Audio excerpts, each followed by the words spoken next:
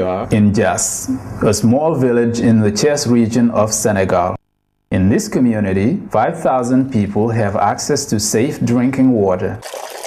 The Water Users Association, ASUFOR, expresses the government's political will to transfer water management to rural populations within the framework of the Millennium Development Goals. Today, each and every household in Ndiass has safe water. In the past, it was a major issue.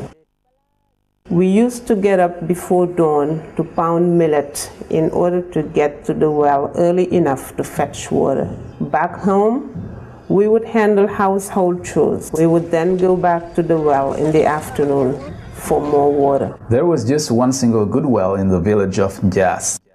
In the wee hours of the morning, we would walk to the well in the neighboring village 4 kilometers away. We would draw turbid water again and again. Once at home, we would need to filter it several times to be able to use it. Even with the advent of public water fountains, waiting time could extend for hours should there be a break in the supply. Today, we have access to good quality water thanks to good management by the staff. It's good quality water. It's microbe-free. The water is good for the people. It is good for the cattle too. Water is now available in households at a very reasonable price. Therefore, most public fountains are closed. This feels like moving from hell to paradise.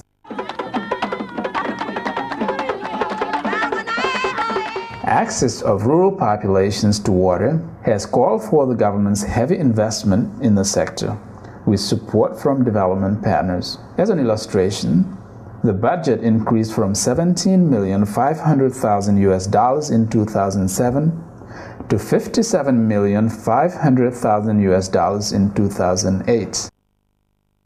In the beginning, the government was responsible for operating and maintenance costs, but with the increase of boreholes and budget constraints, the government was compelled to gradually empower communities to manage and maintain boreholes. The government's viewpoint is to build capacities at the local level. The government is finally aware of the need for reforms in the system. As a result, we were able to expand water supply in the households. With the reform, management committees will be replaced by users' associations. Unlike those management committees, users' associations will have legal status for them to play their role as full actors of the process. Now, we need to ensure that people will pay according to the volume they use and not based on the flat rate applied before.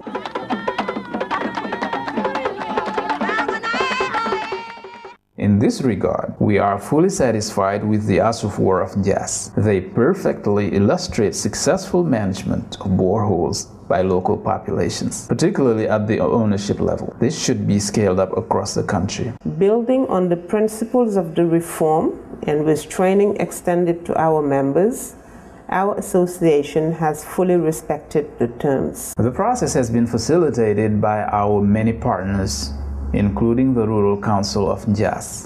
ASUFOR works hand in hand with the community because they are aware of the paramount importance of water for rural populations. Following the establishment of ASUFOR, awareness building was pursued, including training in operations accounting, managing funds, which was a major issue, since that's where mismanagement of resources would mostly occur. We took over management in 2004. We entered an agreement with him to manage the water service. We are fully satisfied with his performance. My responsibilities include counter readings, collecting payments. I have a risk-benefit contract with the association. Whatever the situation, I credit the association account with a fixed agreed-upon amount of money every month.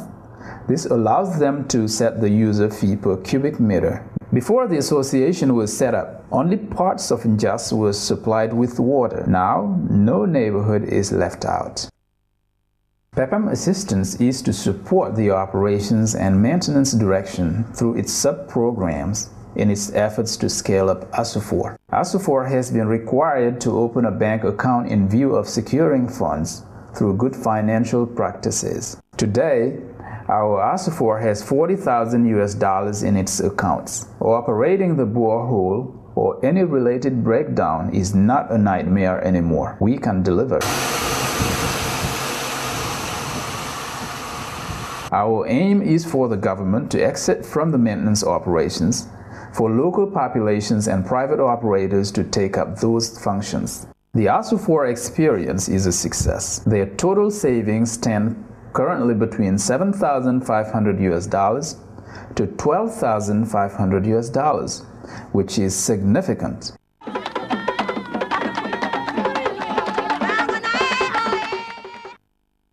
Every 2 weeks, I convene a meeting of members of the board and executive committee to present the balance sheet of the previous month, which in turn helps ASUFOR to establish their own balance sheet.